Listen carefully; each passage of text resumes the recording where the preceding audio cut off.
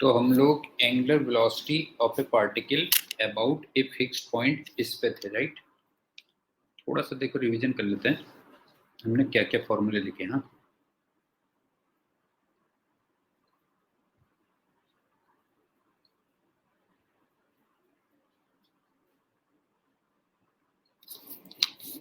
अगर हम circular motion में चलें तो वहां पे मैंने ये लिखा था ना, a equal to D V upon D T, rate of change of velocity. इसके फिर दो कंपोनेंट लिए थे हमने, A tangential, A cos theta, या A dot V upon V, और ये तुम्हें याद होगा D by D T magnitude of V vector होता था, और ये होता था वैसे rate of change of speed होता था। क्यों? Rate of change of speed. उसके बाद ए आर, ये ए साइन थीटा होता था, या under root of A square minus A T square, और ये वी स्क्वायर बाई आर होता था। क्यों? ये उस जगह पे होता था। अब यहाँ पे अगर देखें तो v इक्वल टू क्या था, D R by D T,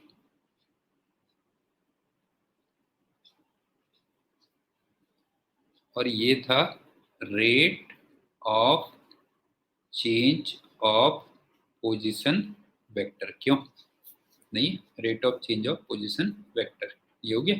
फिर इसके दो कंपोनेंट किए थे हमने, v parallel v cos theta, या v dot R upon R, और ये क्या था देखो, d by D T of magnitude of R vector, और ये तुम्हें याद होगा rate of change of distance था, नहीं है, rate of change of distance था। और एक हमने किया था v परपेंडिकुलर,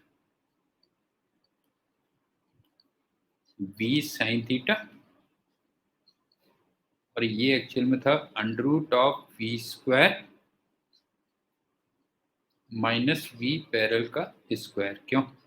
ये था। और v परपेंडिकुलर अपॉन r को, इसको हमने ओमेगा लिखा था, और एक तुम्हें याद होगा मैंने एक फॉर्मूला दिया था v equal to omega cross r, और ये एक्चुअल में v परपेंडिकुलर वाला था, ये बोला था। PS पता है, यहाँ तक कोई डाउट तो नहीं बेटा? मेरे ख्याल से कंपैरिजन भी हो गया होगा ना कि एक्सेलरेशन और वेलोसिटी के दो कंपोनेंट्स में क्या होता है। मेका बता बेटा, क्लियर है?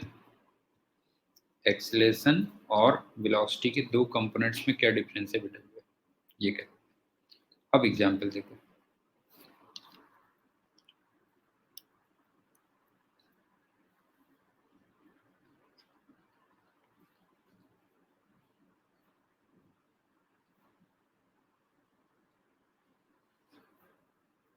यहां से मैं 50 मीटर पर सेकंड से फेंकता हूँ, और ये मान लो O है, और ये 37 डिग्री है। अब तुमसे कहता है कि जब वो हाईएस्ट पॉइंट पे है पार्टिकल,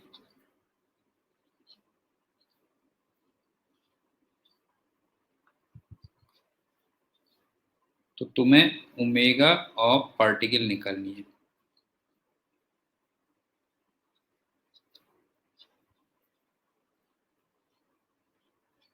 अबाउट O निकालनी है।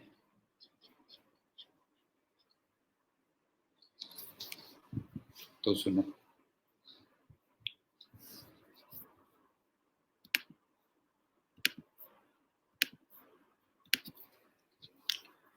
इसका ये वाला कंपोनेंट 40 और ये वाला कंपोनेंट 30। ठीक है, गुड इवनिंग। ये हो गया। अब ये 3 सेकंड में ऊपर जाएगा, 3 सेकंड में नीचे आएगा, तो टाइम पीरियड तो हो गया 6 सेकंड।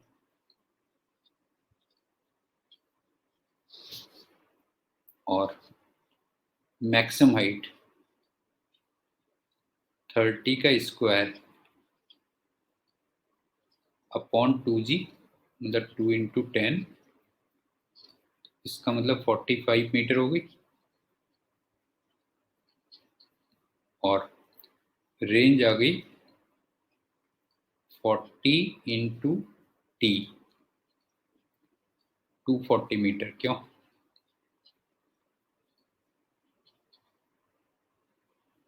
पीएस इतना तो निकाल लेगा ना बेटा? क्यों? इसमें तो कोई प्रॉब्लम नहीं है ना। अब सुनो, हाईएस्ट पॉइंट पे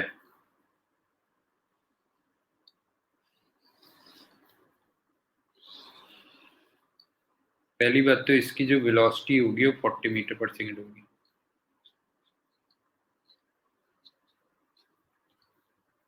उसके बाद ये पोजीशन वेक्टर है, देखो,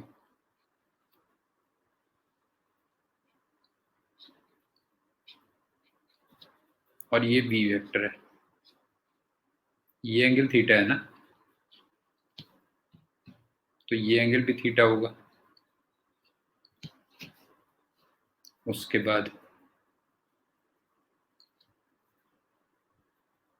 रेंज है 240 और मैक्सिमम हाइट है 45। इसका मतलब ये तो होगी 120। क्यों? 120 मीटर। और ये होगा 45 मीटर। क्यों?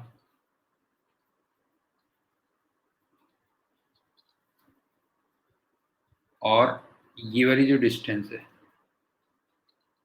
ये आर होगी ना। अब ये बताओ कि जो ओमेगा आएगा, पहली बात तो ये इधर को कंपोनेंट आएगा ना V perpendicular, V sine theta. क्यों? अब जो ओमेगा आएगा वो वी परपेंडिकुलर अपॉन आर आया था। क्यों पीएस? ये बता, ओमेगा की value P perpendicular upon R आएगी, और वी परपेंडिकुलर क्या हो गया बेटा, जो है V sine theta upon R. क्यों? V sine theta upon R. अब वी कितना हो गया? वी आ गया 40, और साइन थीटा कितना आ गया देख, 45 अपॉन आर, अपॉन आर आ गया। ठीक, इसका मतलब ये हो गया 1800 अपॉन आर स्क्वायर आ गया। क्यों? रेडियन पर सेकेंड। और बाय द वे यहाँ पर आर स्क्वायर कितना हो जाएगा फिर? आर स्क्वायर की वैल्यू हो जाएगी 45 का स्क्वायर प्लस 120 का स्क्वायर। ये हो जाएगा। क्लियर हो गया? अब इसमें से जो ओमेगा है, ओमेगा तेरे को याद है ना, मैंने कहा था कि वेक्टर क्वांटिटी होती है बेटा जो है। तो जब मैं इसके अबाउट ओमेगा देखूंगा,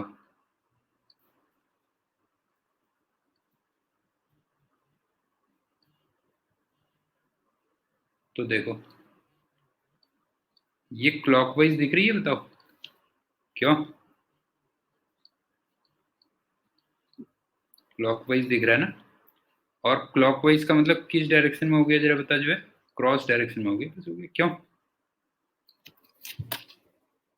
नहीं, क्लॉकवाइज का मतलब क्रॉस डायरेक्शन में हो गया। और सपोज कर मैं इसको एक्स कहता हूँ, मान ले इसको वाई कहता हूँ, तो एक तरीके से जो क्रॉस डायरेक्शन होगी वो कौन सी होगी बता? माइनस जेड डायरेक्शन होगी, बस होगी, या माइनस के। उज्जवल समझ में आया?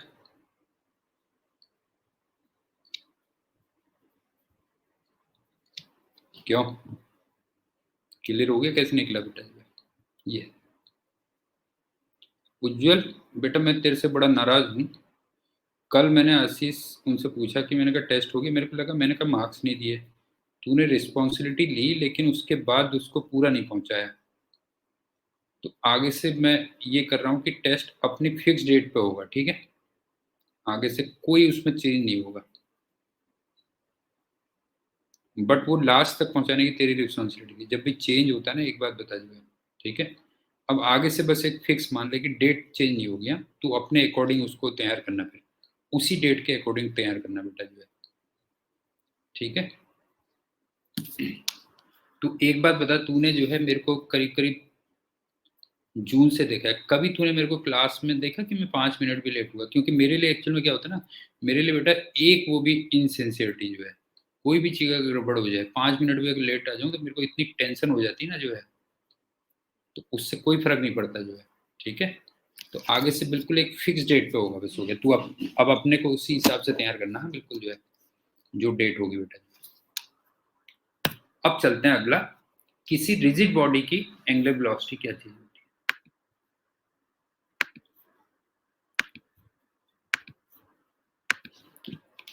Angular velocity of rigid body.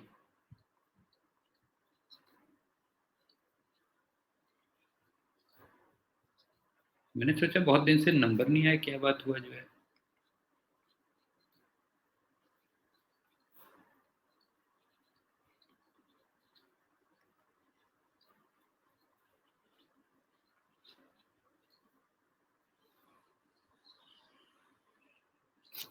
सबसे पहली बात देखो, मैंने तुमसे कहा था ना कि ओनली ट्रांसलेशनल मोशन में, तो क्लास में भी देख हमेशा थोड़ा सा लेट होता है जो है।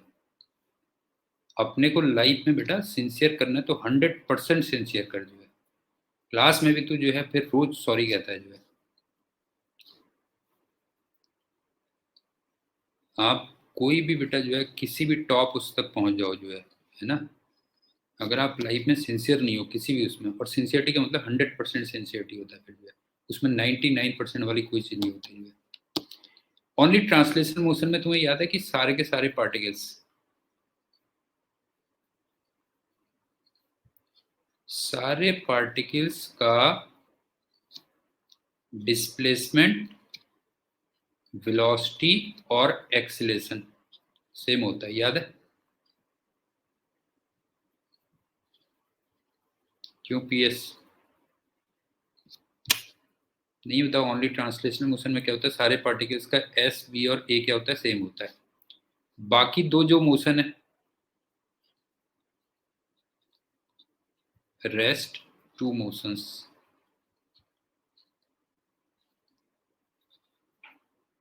उसमें डिफरेंट होता है, ठीक है?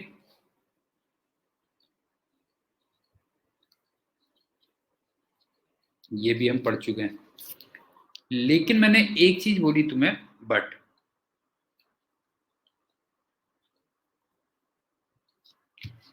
किन्हीं भी दो पार्टिकल्स के बीच की जो डिस्टेंस होती है वो कांस्टेंट रहती है, क्यों? Distance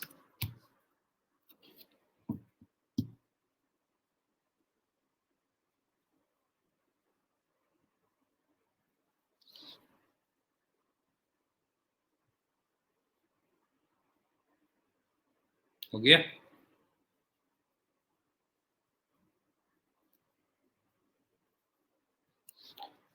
distance between any two particles,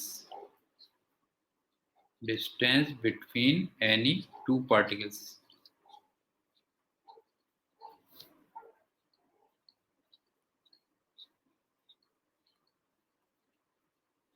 वो फिक्स रहती है, ये हम ऑलरेडी पढ़ चुके हैं।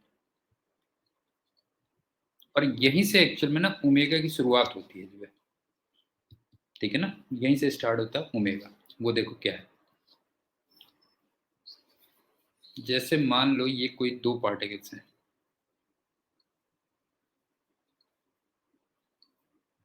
और सपोज करो इसकी वेलोसिटी इधर को v1 आ रही है,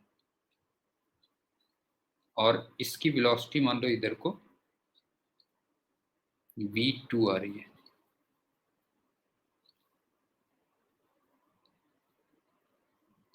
इसको चलो मैं ए पॉइंट कह देता हूँ, इसको बी पॉइंट कह देता हूँ, ठीक है। अब तुम्हें फिगर में भी दिख रहा होगा कि V1 की वैल्यू V2 के इक्वल मैंने नहीं दिखा रखी है। अब तुम क्या करो, V1 और V2 के ना दो कंपोनेंट्स कर लो बेटा, जो है एक तो AB के अलोंग और एक AB के परपेंडिकुलर, दो कंपोनेंट कर लो। जैसे मैंने V1 का एक कंपोनेंट इधर कर लिया, एक कंपोनेंट इधर कर लिया, ठीक है।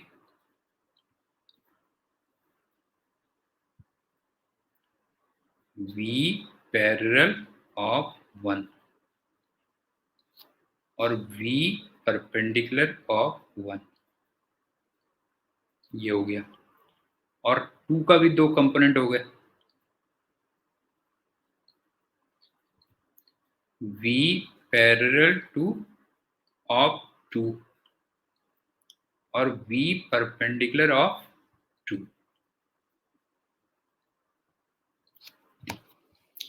अब एक बात बताओ कि तुम्हें ए बी डिस्टेंस को कांस्टेंट रखना है,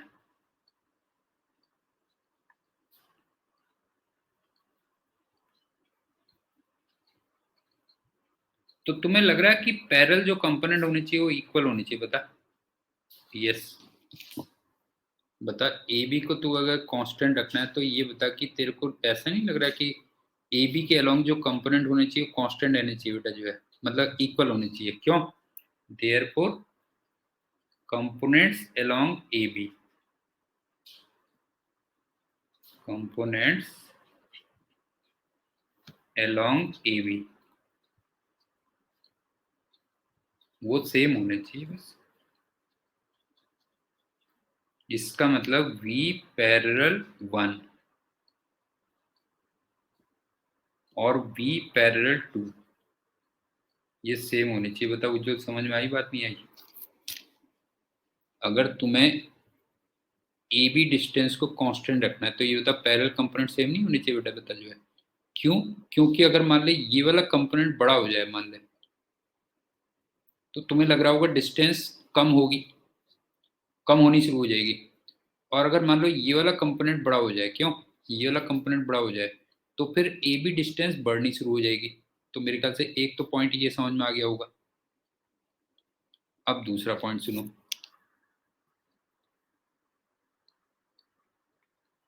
अब तुम क्या करो, परपेंडिकुलर टू ए बी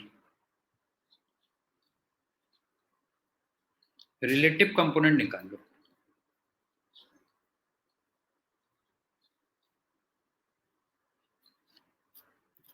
और जरा देखना यहाँ पे दोनों अपोजिट डायरेक्शन में है, नहीं है, दोनों अपोजिट डायरेक्शन में है, तो दोनों के दोनों क्या हो जाएंगे, ऐड हो जाएंगे। क्यों? दोनों अपोजिट में है तो दोनों के दोनों ऐड हो जाएंगे। तो इसका मतलब ये हो जाएगा V perpendicular of 1 plus V perpendicular of 2। क्यों? ये हो गया। अब इस V रिलेटिव को जब तुम ए बी डिस्टेंस से डिवाइड करोगे तो वो इस रिजिड बॉडी की ओमेगा कहलाती है बेटा, जो है समझ में आ रहा है? V रिलेटिव अपॉन जब ए बी करोगे तो फिर ये कहलाती है ओमेगा ऑफ रिजिड बॉडी।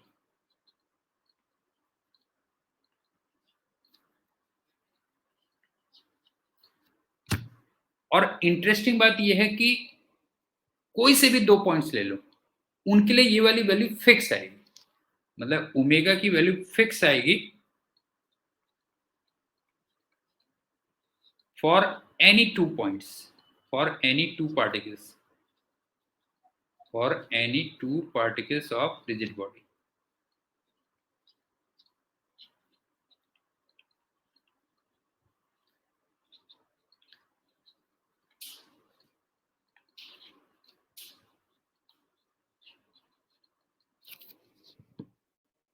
ये थोड़ा बाद में समझ में आएगा तेरे को, ये थोड़ा जब हम रोटेशन प्लस ट्रांसलेशन पढ़ेंगे तो उस समय समझ में आएगा, ठीक है। एक बार मैं रिपीट कर रहा हूं, सुन लो बेटा जी।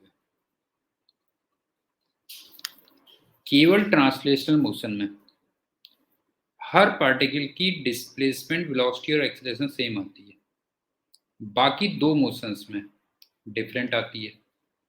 लेकिन किन्हीं भी दो पार्टिकल्स के बीच की जो डिस्टेंस होगी वो फिक्स होगी। ये कंसेप्ट है। तो यहीं से कुछ हम ओमेगा डिफाइन कर रहे हैं। जैसे मैंने ए और बी दो पार्टिकल्स लिए, उनकी वेलोसिटी इक्वल नहीं थी, उनके मैंने कंपोनेंट्स कर लिए, ए बी के अलोंग और ए बी के परपेंडिकुलर। अब मैंने पहला कंसेप्ट तुम्हें ये बताया कि ए बी के अलोंग जो कंपोनेंट होना चाहिए वो सेम होना चाहिए। क्यों? अगर इस फिगर में टू वाला कंपोनेंट ज्यादा होगा तो डिस्टेंस कम हो रही होगी, और अगर वन वाला कंपोनेंट ज्यादा होगा तो डिस्टेंस बढ़ रही होगी। ये तो अलोंग कंपोनेंट हो गए। अब बात चलती है कि परपेंडिकुलर में क्या होगा। परपेंडिकुलर में आप रिलेटिव कंपोनेंट निकाल लो, समझ गए ना। परपेंडिकुलर में रिलेटिव कंपोनेंट निकाल लो और उसको फिर ए बी डिस्टेंस से डिवाइड कर दो। वो रिजिड बॉडी की ओमेगा कहलाएगी। वो क्या होती है वो अभी कुछ समय के बाद आएगा, जब हम रोटेशन प्लस ट्रांसलेशन पढ़ेंगे। और मैंने तुमसे कहा इंटरेस्टिंग पॉइंट ये होता है कि इसकी वैल्यू कोई से भी दो पार्टिकल्स ले लो, फिक्स आएगी बस। ये मेही का बता, यहां तक समझ में आया कि नहीं आया? मेही का बता, यहां तक बात समझ में आई कि नहीं आई बता।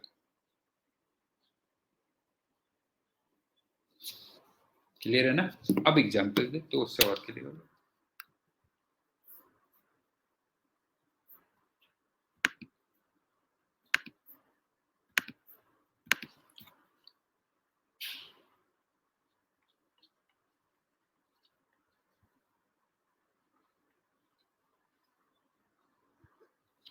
अब तूने जो बहुत पहले एक बार क्वेश्चन पूछा था ना उज्जवल, वो देख बेटा, जो हर चीज का अपना एक समय होता है ना, देख ये केवल ट्रांसलेशन मोशन में है, ओनली टी मोशन में। इसके मैंने कोई से दो पार्टिकल्स ले लिए, ए और बी।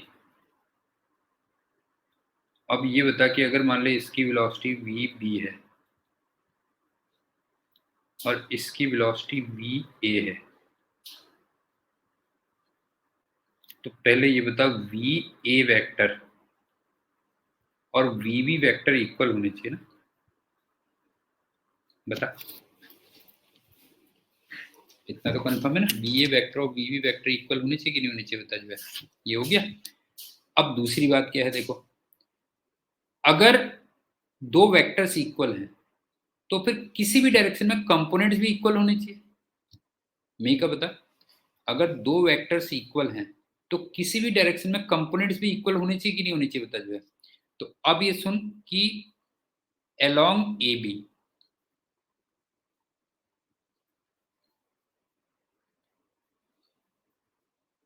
कंपोनेंट सेम होंगे।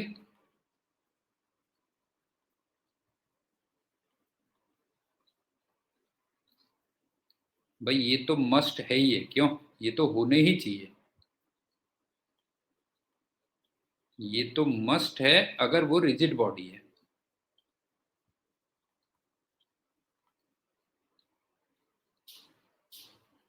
क्यों? बिकॉज जो ए बी डिस्टेंस थी उसको क्या रखना है बताओ, कांस्टेंट रखना है। ये पॉइंट क्लियर हुआ या नहीं हुआ? ए और बी की वेलोसिटी इक्वल है तो इसका मतलब किसी भी दो डायरेक्शन में, किसी भी डायरेक्शन में कंपोनेंट तो सेम होंगे ही होंगे। तो सबसे पहले मैंने अलोंग ए बी कहा, तो वो कंपोनेंट्स तो इक्वल रह ही रहे, और वो तो मस्ट है कह लो जो है। अब चलते हैं परपेंडिकुलर टू ए बी।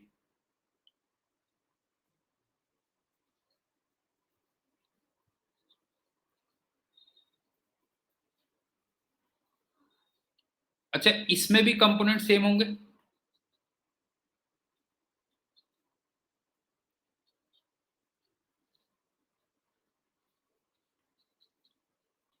बता, ये बता परपेंडिकुलर टू ए बी ये भी कंपोनेंट सेम होंगे।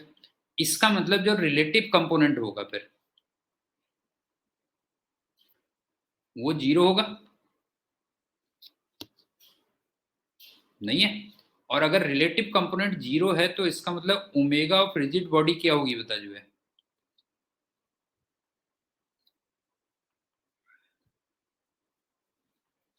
वो भी जीरो नहीं हो जाएगी, बता जो है। क्योंकि मैंने ओमेगा ऑफ रिजिड बॉडी क्या बोला था, बता जो है, V relative upon A B distance बोला था। उज्जवल समझ में आया कि नहीं आया? ये बता, ये समझ में आई बात नहीं आई बता। जो है ओमेगा ऑफ रिजिड बॉडी भी क्या हो जाएगी, जीरो हो जाएगी। क्यों? ठीक। और तूने एक बार पूछा था ना लास्ट लेक्चर में, याद होगा, तूने यही पूछा था मेरे से कि ट्रांसलेशनल मोशन में तो ओमेगा जीरो होगा। ये पूछा था कि नहीं पूछा था बता। जो है केवल ट्रांसलेशनल मोशन में तो आ गया, बस हो गया, ये आ गया। ऐसे समझ। मेही का पॉइंट क्लियर हुआ या नहीं हुआ? मेही का बेटा समझ में आई बात नहीं आई?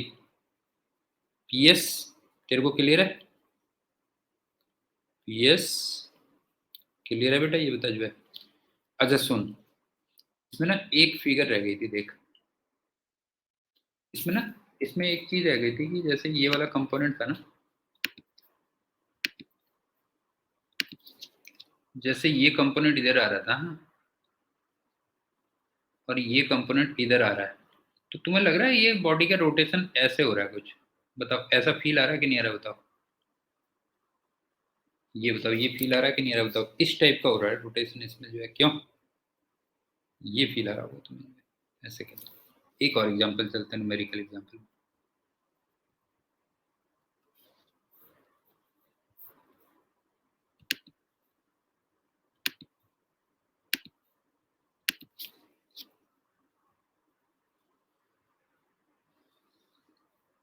इसमें ना ये एक 5 मीटर की रॉड है, ये ए कह लो, ये बी कह लो। इसको मैं इधर को ले जा रहा हूँ, मान लो वी नॉट से, इसको कुछ भी कह लो, 30 डिग्री कह लो। तो सबसे पहला पार्ट तो तुम्हें निकालना है कि इस समय ए पॉइंट की वेलोसिटी कितनी है।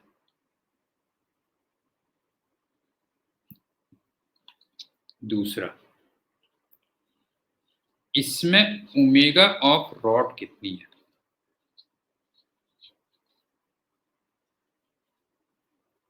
ये दो चीजें निकालनी है। तो सुनो,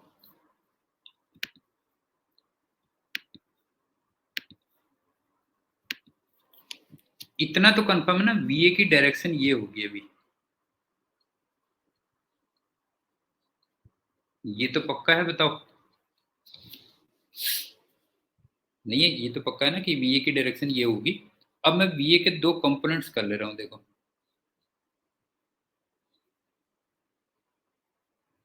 अच्छा, ये 30 डिग्री है, तो ये 60 डिग्री रहा होगा।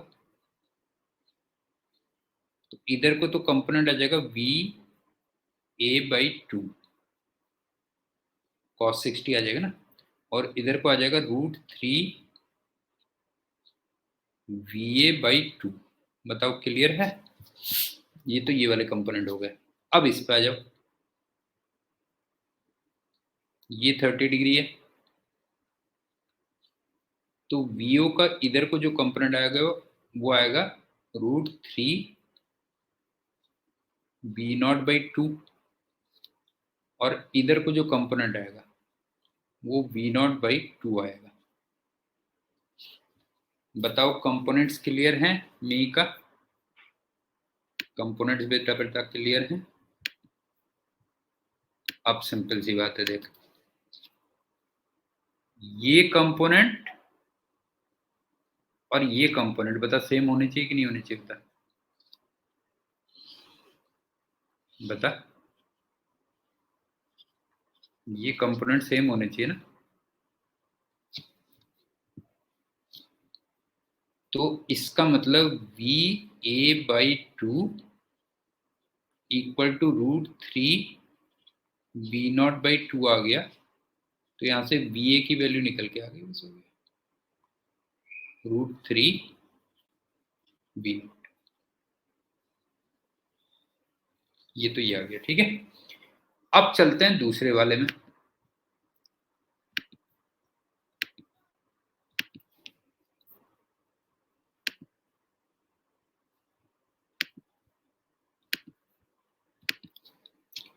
ये बताओ कि ये कंपोनेंट और ये कंपोनेंट अपोजिट है।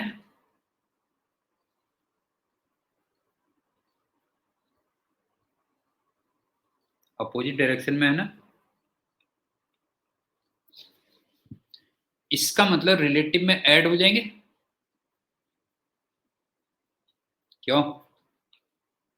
V0/2 plus √3 V0/2। क्लियर हो गया? ये रिलेटिव हो गया। अच्छा चलो, इसको 5 मीटर को मैं L बोल देता हूँ, इसकी लेंथ मान लो L है। तो इसका मतलब जो ओमेगा होगा वो कितना हो जाएगा बता, जो है V रिलेटिव अपॉन L के इक्वल हो जाएगा।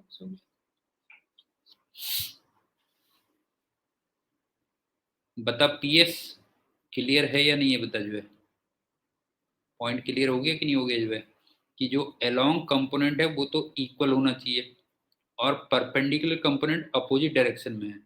ठीक है, अपोजिट डायरेक्शन में है, तो इसका मतलब वो ऐड हो जाएंगे। एक सेकंड बेटा, हाँ, √3 VA/2। क्यों? V0/2 और √3 VA/2 ये ऐड हो जाएंगे, और उसको L से डिवाइड करेगा तो ओमेगा हो जाएगा। सो गया। अच्छा एक चीज और, ये जैसे इधर को है और ये इधर को है, तो इसका मतलब रॉड का रोटेशन तुम्हें ऐसा लग रहा है कुछ, ये बता बेटा। हाँ, ऐसा लग रहा होगा रोटेशन। क्यों? ये एंटी क्लॉकवाइज रोटेट कर रही है। अच्छा ये तुम्हें फील भी आएगा, देखो मैं बताऊँ ना, तुम्हें फील भी आ रहा होगा। ये बताओ कि रॉड ऐसे जा रही है बेटा, ये थी, ये थी, तो किधर को रोटेट करती हुई लग रही है, जरा खुद बताओ। बताओ, ऐसे आ रही है तो किधर को रोटेट करती हुई लग रही है, बताओ। एंटी क्लॉकवाइज घूमती हुई लग रही है कि नहीं लग रही है, बताओ तुम्हें, खुद फीलिंग बताओ। अपने आप बताओ, तुम्हें ये फील आ रहा है कि नहीं आ रहा, बता जो है। एंटी क्लॉकवाइज फील नहीं आ रहा, बता जो है, PS रॉड तुम्हें ऐसे नहीं घूमती हुई लग रही है बेटा, जो है नहीं है, बता। ये पहले ऐसे है जैसे, ये फिर ऐसे है, देखिए, फिर ये ऐसे आ गई, तो तेरे को लग नहीं रहा कि एंटी क्लॉकवाइज घूम रही है रॉड? ये कहते हैं। मेरे ख्याल से समझ में आ गया होगा कि किसी बॉडी की ओमेगा का क्या मतलब होता है, जो है। और इंटरेस्टिंग बात मैंने बताई ना, देख तुम्हें ये बताई, जैसे मैंने तुम्हें ये दो पार्टिकल्स दिए थे, इनसे मैंने ओमेगा निकाली थी। अगर मैं ये और ये पार्टिकल भी लेता तो उनसे भी ओमेगा सेम आती है, उज्जवल। पॉइंट क्लियर आ रहा है? मैंने ये और ये पॉइंट, इन दोनों से ओमेगा निकाली थी। अगर मैं ये और ये पार्टिकल्स भी लेता तो भी ओमेगा की वैल्यू क्या आती? सेम आती है। उस केस में भी सेम आती। ठीक। अब चलते हैं सबसे पहले हम pure rotational motion of a rigid body.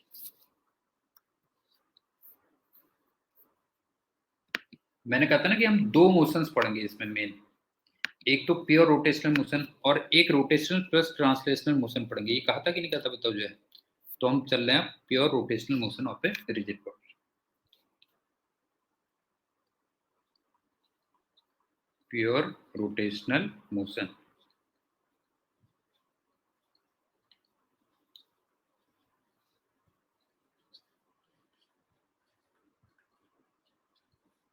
Of a rigid body.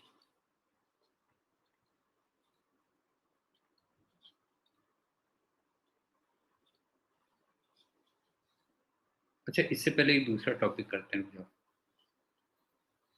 इसके लिए थोड़ा सा वेट करो, एक रह गया, वेट।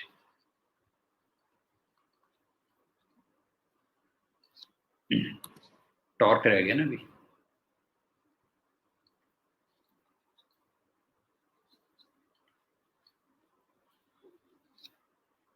सबसे पहली बात तुम्हें टाउ से दिखाएंगे, दूसरी बात उसका जो SI यूनिट होगी, हाँ, वो न्यूटन मीटर होगी। तीसरी बात, टॉर्क जो बनता है वो भी किसी फोर्स से ही बनेगा, ध्यान रखना है। फोर्स नहीं तो फिर टॉर्क कहां से आएगा? Also from some force.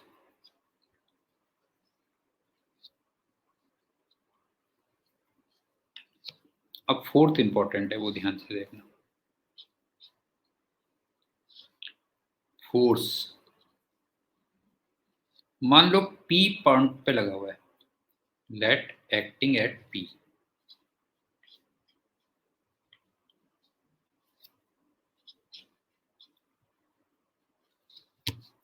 और O एक फिक्स्ड पॉइंट है,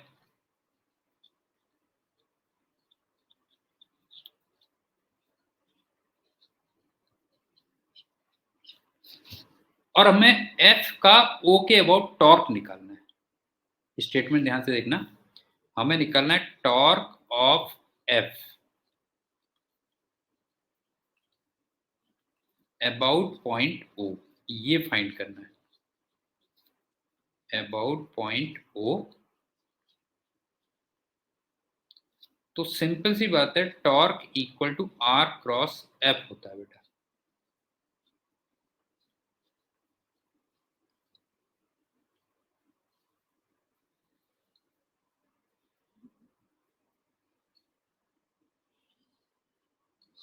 बस ये क्रॉस प्रोडक्ट तुम्हें सही ढंग से निकालना है, वो टॉर्क बन जाएगा जो है। अब R क्या है सुनो, R है position vector of P, position vector of P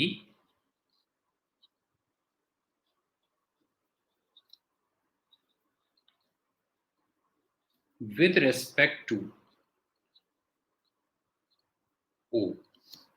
इसका मतलब ये एक तरीके से R P minus are O हो गया। बताओ कोई डाउट? पीएस बता, क्लियर हुआ? एफ वेक्टर पी पॉइंट पे लग रहा है और ओ एक फिक्स पॉइंट है, और मुझे एफ का टॉर्क निकालना है ओ पॉइंट क्या वो।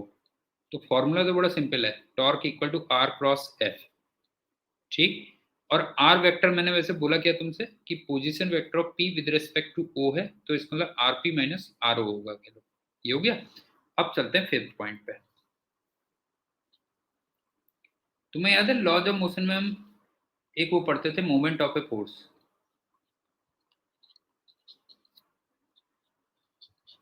मोमेंट ऑफ ए फोर्स नहीं पढ़ते थे?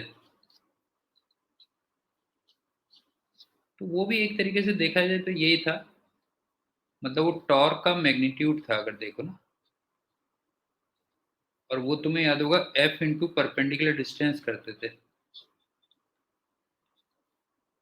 याद आ रहा उज्जवल?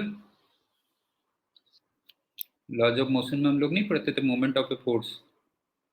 हाँ, तो वो क्या था, एक तरीके से टॉर्क का मैग्नीट्यूड था, तो एफ इंटू आर परपेंडिकुलर हो गया, ठीक है। और एक चीज और है, ध्यान से देखना, जैसे ना मैं अगर यहाँ पे टॉर्क को ही लिख रहा हूँ बेटा जो है आर क्रॉस एफ, तो पता है इसको ऐसे भी बोलते हैं बेटा जो है, जैसे आर के साथ अगर क्रॉस प्रोडक्ट निकाला ना, ध्यान से देखना, तो ये मोमेंट ऑफ फोर्स भी कहलाता है, मोमेंट ऑफ फोर्स। मतलब टॉर्क को अगर मैं बोलूंगा तो ये ऐसे भी बोल सकता हूँ, ध्यान रखना बेटा जो है, मोमेंट ऑफ फोर्स।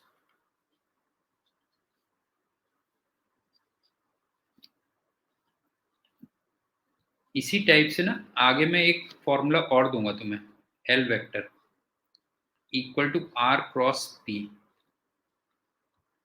तो बताओ इसको मैं क्या बोल सकता हूँ, जरा बताओ जो है, इससे कंपेयर करो तो क्या बोल सकता हूँ बेटा जो है, कि जो एंगुलर मोमेंटम एल वेक्टर होगा वो moment of linear momentum P होगा। बताओ क्लियर है कि नहीं है?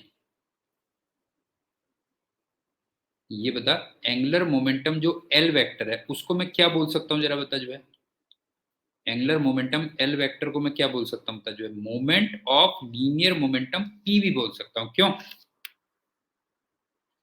Therefore angular momentum,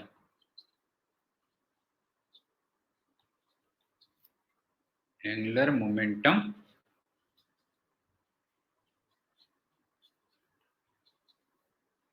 L vector is also known as moment of linear momentum P. Moment of linear momentum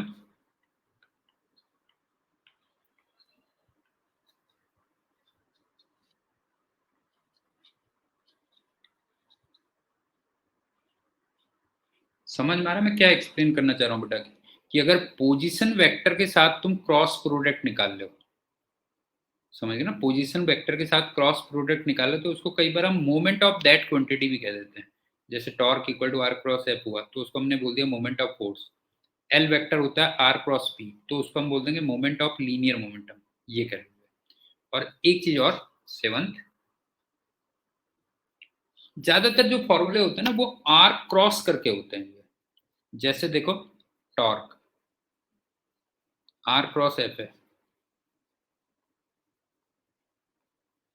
L R cross P है। एक एक्सेप्शन है इसमें, लेकिन एक्सेप्शन ये है v इक्वल टू ओमेगा होता है, याद करो ओमेगा क्रॉस आर होता है।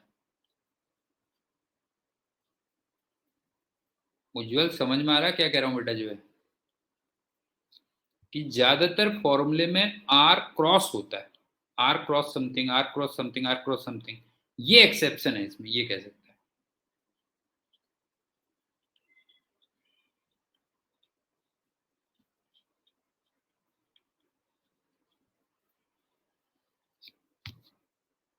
इसमें आर वेक्टर बाद में आता है। पीएस पॉइंट क्लियर हुआ या नहीं हुआ बेटा बता जो है, पॉइंट क्लियर हुआ या नहीं हुआ बेटा जो है, हो गया ना। अब एक बार रिपीट करता हूं फिर एक क्वेश्चन कराते हैं।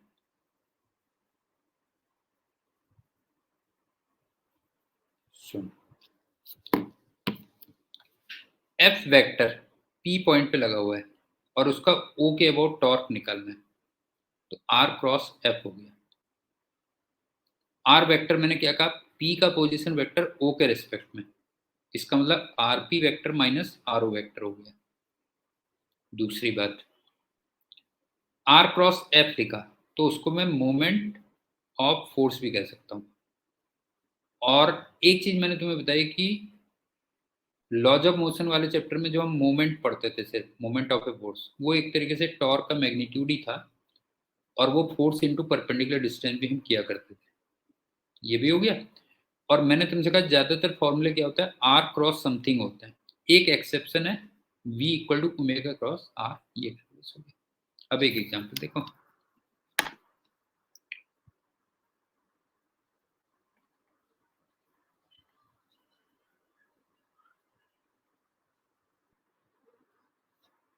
एक 10 न्यूटन का फोर्स है एट 4 मीटर कॉमा 3 मीटर पे लगा हुआ है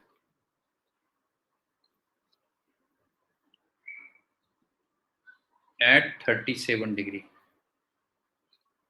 from positive x-axis towards negative y-axis। ये हो गया, ठीक है, यहाँ पे लगा हुआ है find torque of this force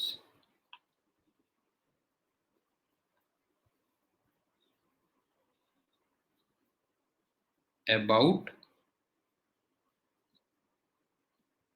-2 comma 6 metre, ये निकालना है। अब सुनो,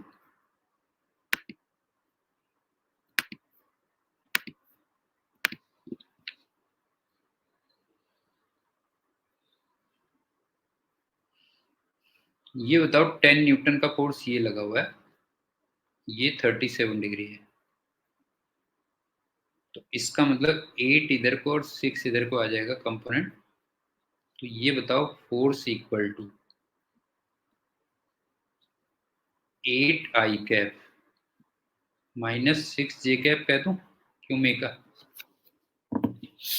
बता बेटा, फोर्स वेक्टर ये कह दूं, ये हो गया। अब चलते हैं आर वेक्टर। ये तुम्हें याद है मैंने r P minus are O बोला था, क्यों, ये r P minus are O बोला था, तो पी तो ये हो गया और ओ ये हो गया, इसमें से इसको माइनस करना है, ध्यान रखना बेटा जो है, इसमें से इसको माइनस करना है, तो ये हो जाएगा 6i कैप -3j कैप। उज्जवल कोई डाउट? उज्जवल कोई डाउट बेटा? ये बता जो है, एफ वेक्टर ये हो गया, आर वेक्टर ये हो गया। अब ये बता टॉर्क हमें क्या करना था, जरा बता जो है। टॉर्क हमें क्या करना था, आर क्रॉस एफ करना था, क्यों? अब वैल्यू रख लो, ये हो गया 6i cap -3j cap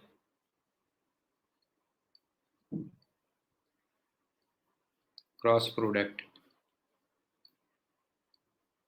8i cap -6j cap.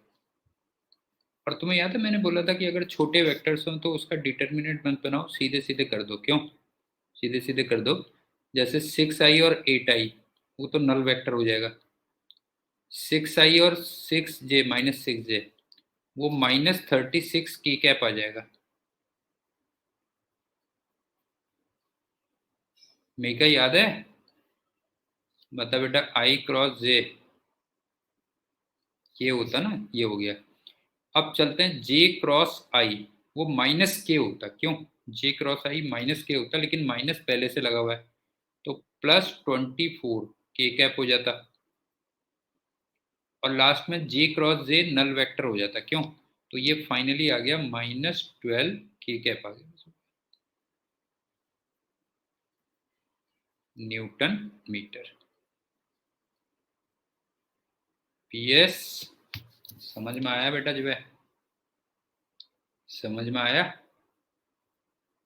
ठीक।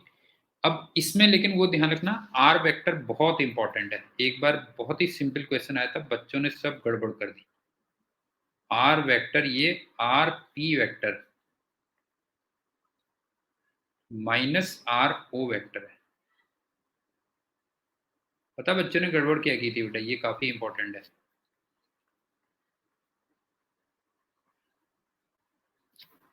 फोर्स लगा था ओरिजिन पे,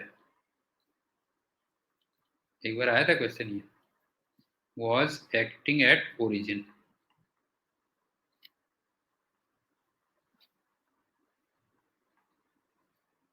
आईआईटी में, ठीक है, फोर्स लगा था ओरिजिन पे बेटा जो है। और तुम्हें जो टॉर्क निकालना था अबाउट, कुछ भी मैं कह दे रहा हूं, मान लो 3,4 मीटर के अबाउट निकालना था, तो उन्होंने जल्दीबाजी में जो आर वेक्टर लिया उसको 3i कैप +4j कैप लिख दिया, जो कि गलत था। समझ में आ रहा है? Are vector 3i cap +4j cap गलत था बेटा जो है।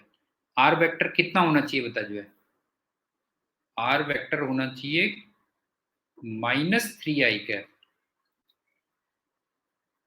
-4j cap. हाँ, ये गड़बड़ की थी तुम बच्चों ने जल्दीबाजी में। पीएस समझ में आ रहा है बेटा? ये बता जो है कि जो फोर्स लगा था वो ओरिजिन पे लगा था जो है, इसका मतलब ये पी पॉइंट था हमारे हिसाब से। और मुझे इसके अबाउट निकालना था, तो ये ओरिजिन था बेटा जो है, ये ओ था, मतलब एक तरीके से ये कह रहे जो है। समझ में आया या नहीं आया बेटा? ये गलती मत करना, जल्दीबाजी में उन्होंने 3i कैप, इससे सिंपल क्वेश्चन नहीं आ सकता था जो है, और एकदम से गलती कर दी, ये कर दिया। अब हम चलते हैं pure rotational motion of a rigid body.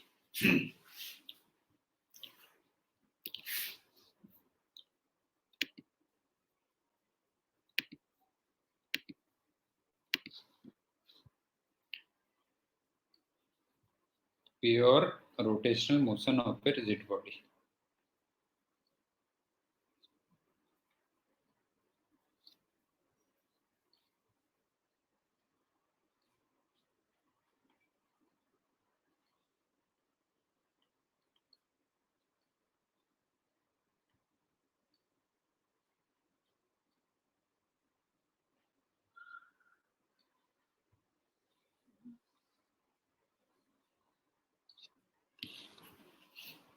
सबसे पहली बात,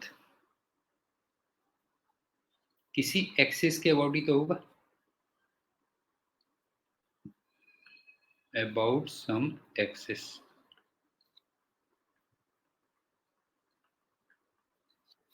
यही तो होगा ना, प्योर रोटेशनल मोशन किसी रिजिड बॉडी का किसी एक्सिस के अबाउट ही तो होगा कि नहीं होगा, बताओ जाए। ठीक है, अब फिगर देखो, उससे क्लियर हो जाएगा तुम्हें। मान लो ये एक रिजिड बॉडी है और ये इसके अबाउट घूम रही है।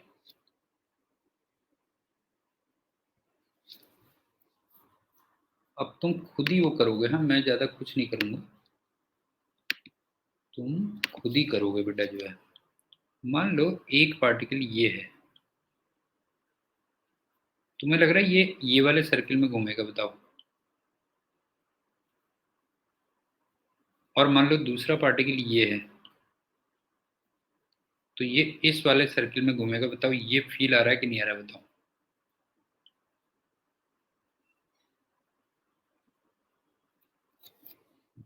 बताओ जो, ये फील आ रहा है कि नहीं आ रहा है, बता जो है। क्यों, ये है ना, इसकी रेडियस मान लो r1 है, इसकी रेडियस मान लो r2 है, इसका सेंटर यहाँ पे C1 है, कह लो, इसका सेंटर यहाँ पे C2 है, और ये ओमेगा से घूम रहा है मान लो। तो ये ओमेगा में दो चीजें आ गई हैं बेटा जो है, ध्यान से देखना। एक तो ये ओमेगा ऑफ रिजिड बॉडी होगी,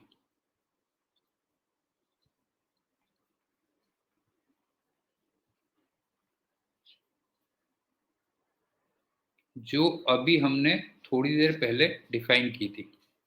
नहीं है, ओमेगा ऑफ रिजिड बॉडी थोड़ी देर पहले डिफाइन की थी कि नहीं की थी, बताओ जो है। ये एक तो ओमेगा रिजिड बॉडी की हो जाएगी। दूसरी बात क्या है, देखो कि अगर मान लो ओमेगा 2 रेडियन पर सेकेंड हो, तो सिंपल सी बात है, इसका मतलब इन 1 सेकेंड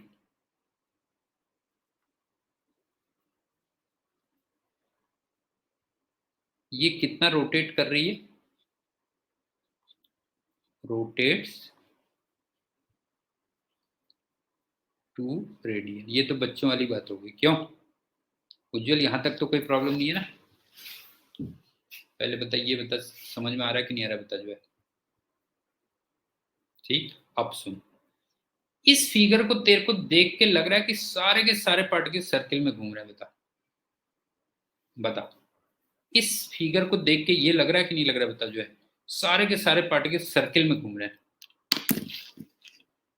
बता सारे पार्टिकल सर्किल में घूम रहे हैं कि नहीं घूम रहे हैं, बता जो है। सारे पार्टिकल सर्किल में घूम रहे हैं, तो अब मैं कंक्लूजन निकालते हुए चल रहा हूँ, ध्यान से देखना बेटा।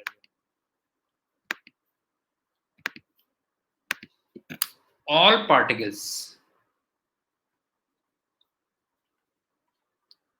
all particles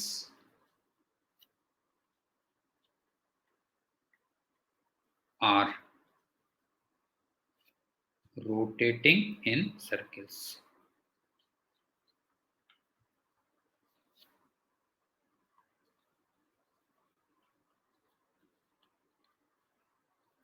except, कुछ पार्टिकल्स, बताओ कौन से एक्सेप्शन, इसमें कौन सा लग रहा है तुम्हें, बताओ।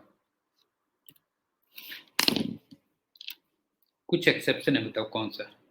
हाँ बिल्कुल सही कहा, जो एक्सिस में होंगे वो रेस्ट पे होंगे, हाँ समझ गए ना, जो एक्सिस पे होंगे वो कहीं नहीं घूम रहे, वो रेस्ट पे बेटा जो है। ठीक है, तो तुम कह सकते हो except particles lying on axis,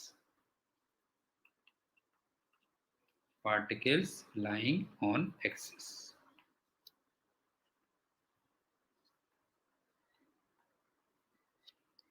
वो रेस्ट पे हैं, ये कह लो, बाकी सब सर्किल में घूम रहे हैं।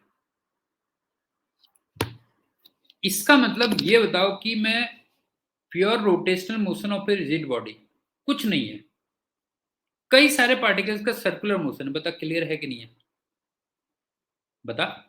इसका मतलब pure rotational motion of a rigid body कुछ नहीं है, बल्कि क्या है बता जो है, कई सारे पार्टिकल्स का क्या है बता जो है, सर्कुलर मोशन है, बस हो गया जो है। और सर्कुलर मोशन का हमने अलग से एक चैप्टर पढ़ा हुआ है, तो ये हो गया ना, समझ गया बेटा जो है।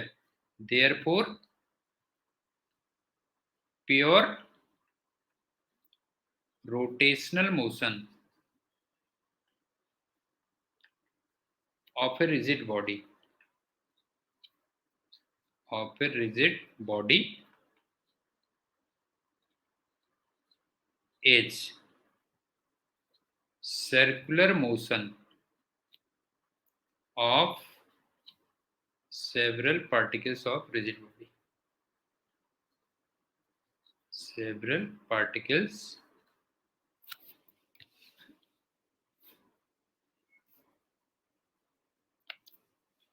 हाँ, इस फिगर में तो सर्कुलर मोशन हॉरिजॉन्टल है, ठीक है। Several particles of rigid body.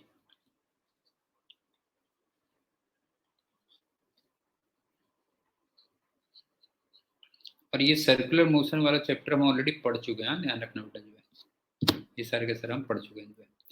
अब चलते हैं तीसरी बात।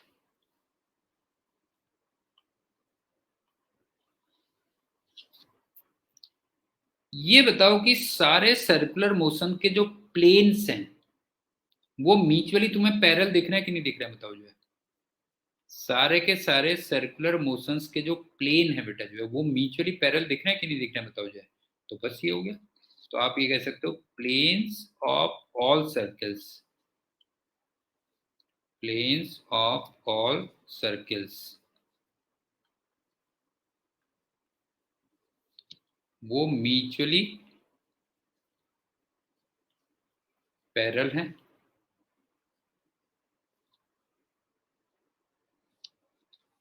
फोर्थ, अब मुझे ये बताओ कि सारे सर्कल्स के जो सेंटर्स हैं वो एक्सिस में लाई कर रहे हैं कि नहीं कर रहे हैं, बताओ जो है। सारे सर्कल्स के सेंटर्स कहाँ लाई कर रहे हैं बेटा, ये बता जो है। एक्सिस पे लाई कर रहे हैं, बस हो गया जो है, समझ गए ना। Centres of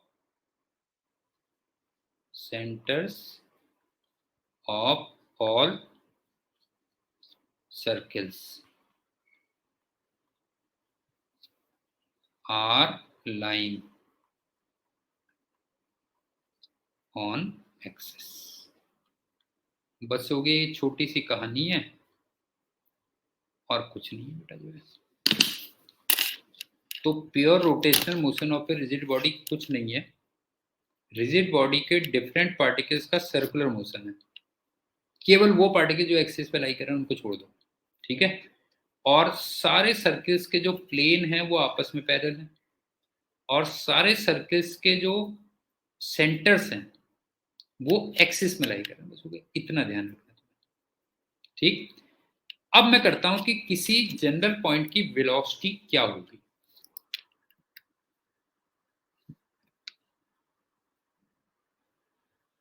velocity of a general point, general point P।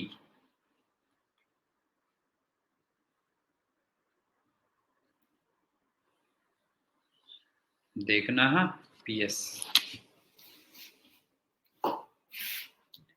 ये बता कि P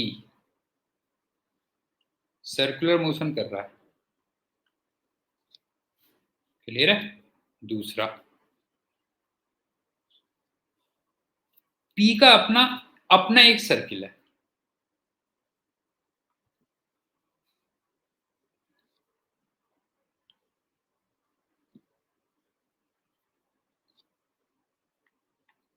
ये बता हर पार्टिकल का अपना एक सर्किल है कि नहीं है, बता PS। हर पार्टिकल का अपना एक सर्किल है या नहीं है, बता। P का भी अपना एक सर्किल है, ठीक। अब तो याद कर कि इन सर्कुलर मोशन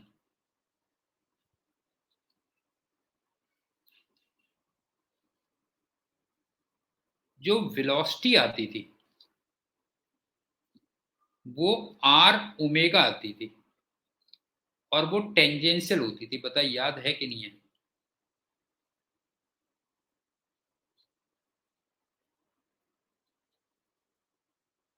उज्जवल बता बेटा, ये याद आ रहा है कि नहीं आ रहा है? आर यहाँ पे रेडियस हो गई ना बेटा, ये ध्यान रखना, ये रेडियस हो गई।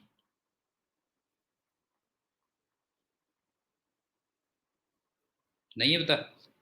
सर्कुलर मोशन में जो वेलोसिटी आती है वो आर ओमेगा आती है और टेंजेंशियल होती है। अब क्या है सुनो, ओमेगा की वैल्यू तो सबके लिए सेम रहेगी,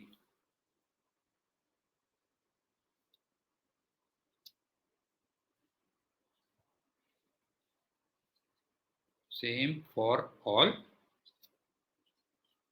पार्टिकल्स की बात कर रहा हूं।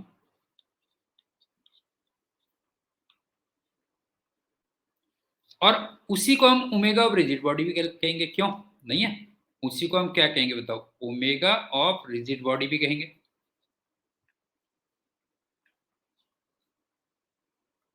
तो ओमेगा की वैल्यू तो चलो सबके लिए सेम आ गई बेटा जो है। अब ये बताओ कि जो आर है वो सबके लिए डिफरेंट होगा कि नहीं होगा?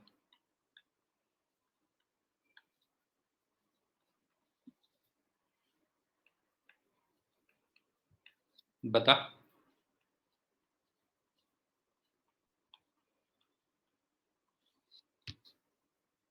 अगर आर डिफरेंट है तो इसका मतलब आर ओमेगा डिफरेंट है।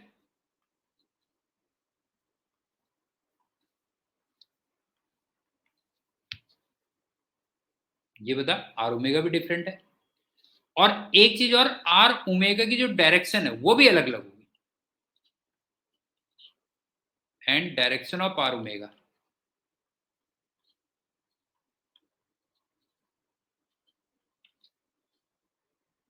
वो भी डिफरेंट होगी। इसका मतलब वेलोसिटी डिफरेंट होगी।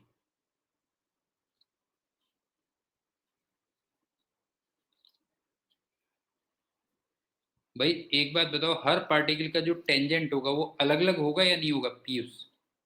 ये बता, हर पार्टिकल का टेंजेंट जैसे ये है ना, तो ये देखिए, ये बॉडी है बेटा जो है, ये ऐसे घूम रहा है, ये ऐसे घूम रहा है।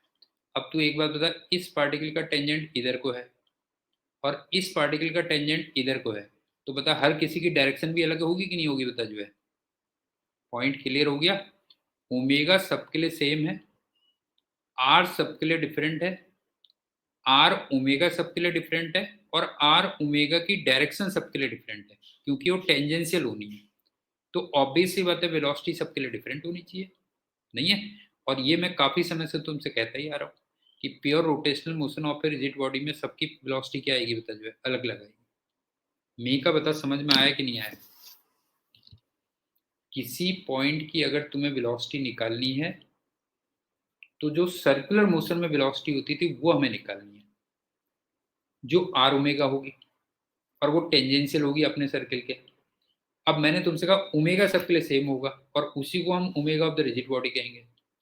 आर सबके लिए अलग अलग होगा, आर ओमेगा सबके लिए अलग अलग होगा, और इसलिए वी सबके लिए अलग अलग हो जाएगा, वेलोसिटी सबके लिए अलग अलग हो जाएगी। ये क्या? उज्जवल बता, समझ में आ गया कि नहीं आया बेटा? ये बता जो है, समझ में आ गया ना? इसीलिए तेरे समझ में आ रही बात, मैं क्यों कह रहा था बेटा सब पॉइंट्स की वेलोसिटी अलग अलग आएगी जो है। शुरू में तेरे को याद है वो कब मैंने कहा था ना, सबके लिए अलग अलग आएगी बेटा जो है। ये खेल जो है। अब चलते हैं acceleration.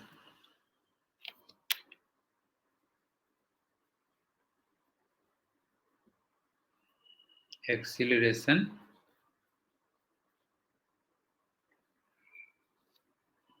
Of a general particle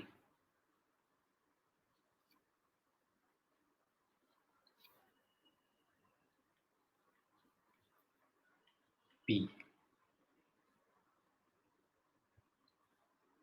फिर से वही कहानी रिपीट करूंगा। पहली बात, पी सर्कुलर मोशन कर रहा है। दूसरा, पी का अपना एक सर्किल है।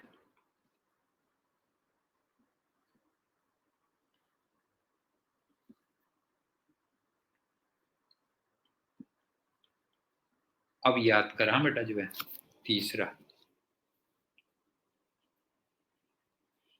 सर्कुलर मोशन में एक्सीलरेशन के दो कंपोनेंट होते हैं।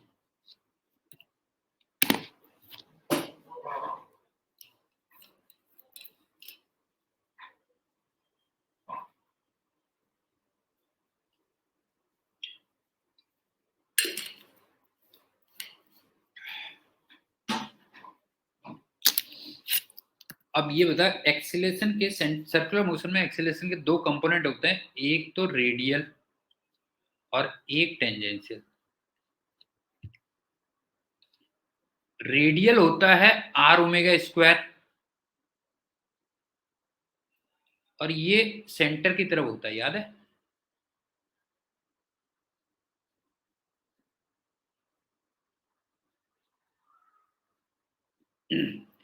और टेंजेंशियल एक्सीलरेशन होता है, तुम्हें याद है, आर एल्फा होता था बेटा। याद आ रहा है कि नहीं आ रहा बता, जो है आर एल्फा होता था। इसका मतलब R D omega by D T होगा।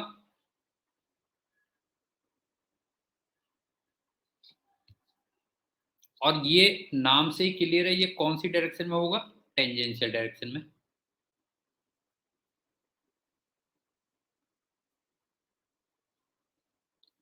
अब जरा बताओ मेरे को, क्या क्या चीज कॉमन होंगी और क्या डिफरेंट होंगी, बता जो है इनमें क्या चीज कॉमन होगी बेटा, ये बता जो है सारे पार्टिकल्स के लिए क्या चीज कॉमन होगी बताओ जो है। मुझे इन दोनों का वेक्टर सम निकालना है, ये और ये, इसका वेक्टर सम निकालना है। बता क्या क्या चीजें कॉमन होंगी, बता जो है बता क्या क्या चीजें कॉमन होंगी बेटा जो है। नहीं, एक तो ओमेगा कॉमन होगा, बात नहीं समझ रहा जो है। एक तो ओमेगा कॉमन होगा, दूसरा d omega by D t या फिर अल्फा। हाँ, ये कॉमन होगा।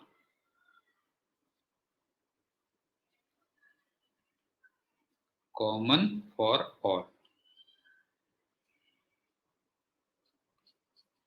क्या डिफरेंट होगा?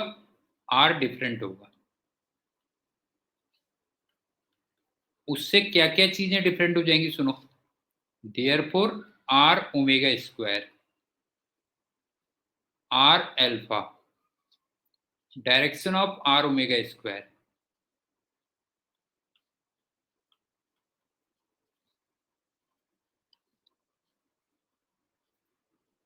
डायरेक्शन ऑफ आर एल्फा, ये सब डिफरेंट आएंगे। क्योंकि हर किसी का सेंटर अलग अलग है बेटा, हर किसी का टेंजेंट अलग अलग है, तो ये सब डिफरेंट आएंगे। इसलिए एक्सेलेरेशन क्या होगा बताओ जो है। देयरफॉर एक्सेलेरेशन भी क्या आएगा, सबका अलग अलग आएगा, बस हो गया। समझ में आया या नहीं आया बेटा, ये बता। मे का बेटा बता, क्लियर है कि नहीं है? पी एक सर्कुलर मोशन कर रहा है। सर्कुलर मोशन में एक्सीलरेशन के दो कंपोनेंट्स होते हैं। नहीं, सर्कुलर मोशन में एक्सीलरेशन के दो कंपोनेंट्स होते हैं, रेडियल और टेंजेंशियल। रेडियल होता था आर ओमेगा स्क्वायर, टेंजेंशियल होता था आर अल्फा या फिर r omega by t, d omega by D t. और मैंने आपसे कहा सारे पार्टिकल्स के लिए omega d omega by D t या फिर अल्फा की वैल्यू सेम रहेगी।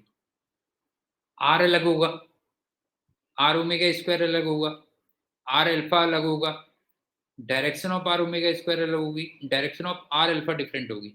तो इसलिए एक्सेलेरेशन क्या होगा, अलग अलग आएगा। और ये हम पढ़ते हैं। उज्जवल भाई बता, क्लियर हो गया या नहीं हो गया, बता जो है। क्लियर है ना? अब एक एग्जाम्पल से और क्लियर हो जाएगा, बस फिर क्या है। फिर तो बेटा मौज ही मौज है उज्जवल, फिर तो मौज ही मौज है।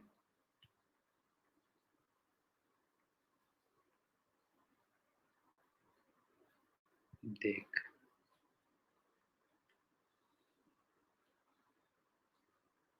ये तुम्हें ना ऐसे घूम रहा है बेटा जो है, ओमेगा दिया हुआ है 2t, ये दिया हुआ है। इसको मैं कह दे रहा हूं x, इसको कह दे रहा हूं y।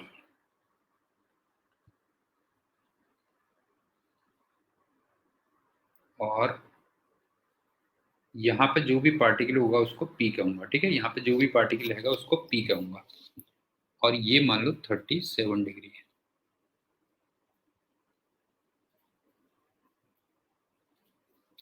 और तुम्हें OP मान लो ये 2 मीटर दिया हुआ है,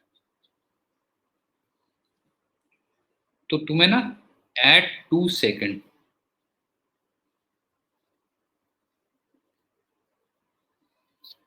जो भी p पे पार्टिकल होगा उसकी एक तो वेलोसिटी निकालनी है और उसका एक्सेलरेशन निकालना है। क्वेश्चन समझ में आ गया क्या है बेटा?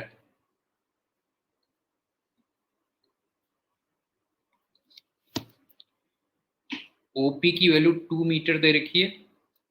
2 सेकंड पे p पे जो भी पार्टिकल रहा होगा उसकी एक तो वेलोसिटी निकालनी है और एक तुम्हें उसका निकालना है एक्सेलरेशन कितना होगा। तो सुनो,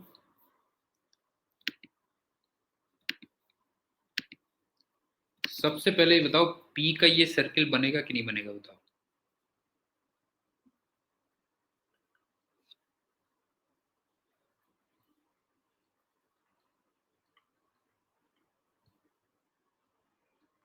मेगा बता बेटा, ये p का सर्किल बनेगा या नहीं बनेगा?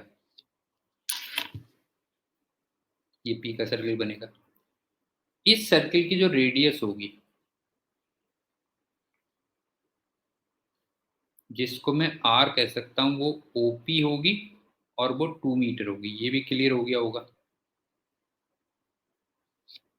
ठीक। दूसरी बात, ओमेगा की वैल्यू 2t दे रखी है, तो जो अल्फा होगी वो D omega by D T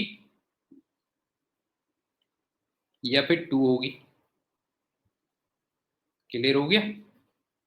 अब मुझे 2 सेकंड में क्या क्या वैल्यूज निकालनी है वो देखते हुए चलना। 2 सेकंड में मुझे एक तो ओमेगा निकालना है, तो ओमेगा की वैल्यू तो 4 आ रही है देख। एक मुझे अल्फा निकालना है, उसकी वैल्यू 2 आ रही है।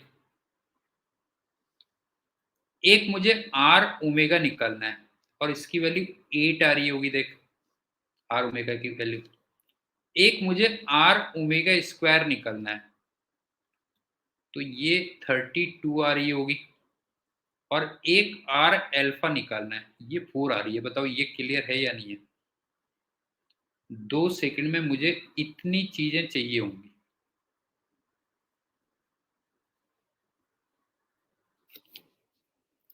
अब मैं कलर चेंज करूंगा। हाँ, वेलोसिटी के लिए व्हाइट ले रहा हूं बेटा, जो है वेलोसिटी के लिए मैं ले लेता हूं व्हाइट। तो ये बता, इस पॉइंट की जो वेलोसिटी होगी वो इधर को होगी, पता क्लियर है?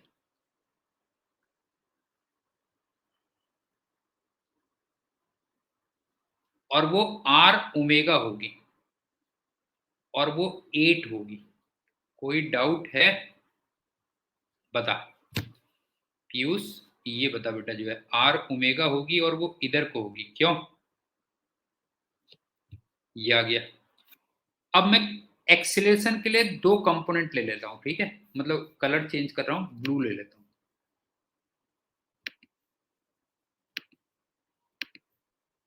अब ये बता कि एक्सीलरेशन में 2 कंपोनेंट आने, एक तो ये और एक ये।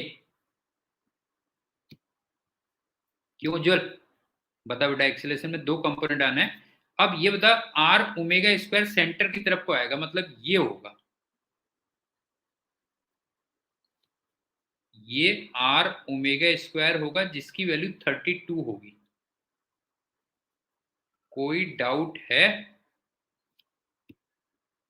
उज्जवल बता बेटा, आर ओमेगा स्क्वायर ये होगा, ठीक। अब चलते हैं r alpha. R alpha tangential होना था, क्यों? लेकिन ये बता, टेंजेंशियल में वो वेलोसिटी के अलोंग होगा या वेलोसिटी के अपोजिट होगा, बता। टेंजेंशियल में वो वेलोसिटी के अलोंग होगा या वेलोसिटी के अपोजिट होगा, बता। वेलोसिटी के अलोंग होगा या अपोजिट? हाँ, अलोंग होगा। क्यों अलोंग? इसलिए होगा कि देख ओमेगा बढ़ रहा है, ओमेगा इंक्रीज कर रहा है टाइम के साथ, इसका मतलब वेलोसिटी के अलोंग होगा तो वो इधर को आ जाएगा, बस हो गया जो है। तो इन दोनों का रिजल्टेंट तुम निकालोगे तो ये आ गया आर एल्फा और ये 4 आ गया बेटा जो है, क्यों 4 मीटर पर सेकंड स्क्वायर। अब तुम एक काम करोगे, इनको ना आई कैप जे कैप में रिप्रेजेंट कर देना, बस हो गया जो है।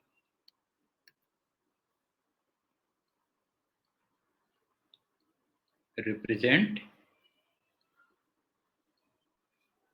एन आई कैप जे कैप।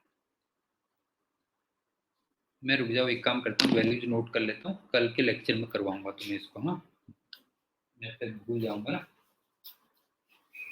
इसको मैं करवाऊंगा कल के लेक्चर में बेटा।